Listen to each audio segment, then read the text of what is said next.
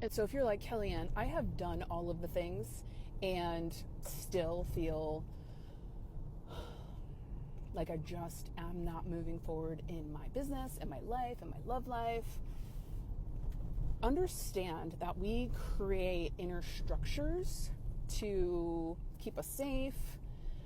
We've been passed down in our lineage limitations and fears and lack. And we've learned coping mechanisms to move around these internal structures that at some point in your life you're going to get to where it's like, this isn't working for me anymore. And because we've built them ourselves, it's sometimes really hard to dismantle them ourselves because there's a part of us that says, wait a minute, this is not safe, and we'll resist and fight back. But when you have somebody come in that can see very clearly for you and dismantle the things in a way that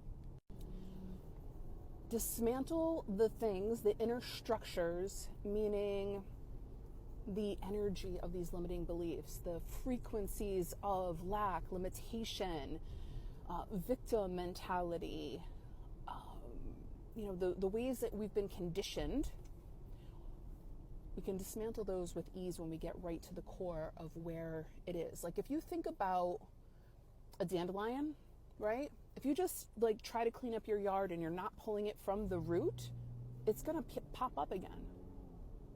Side note, like dandelions aren't really weeds, they're kind of really great medicine. But from an energetic and an emotional perspective and a belief system perspective and anything that you feel like is like limiting you, when we get to the core of the thing and clear it out, it's like the space opens up for the truth of who you are to emerge. Here's an example.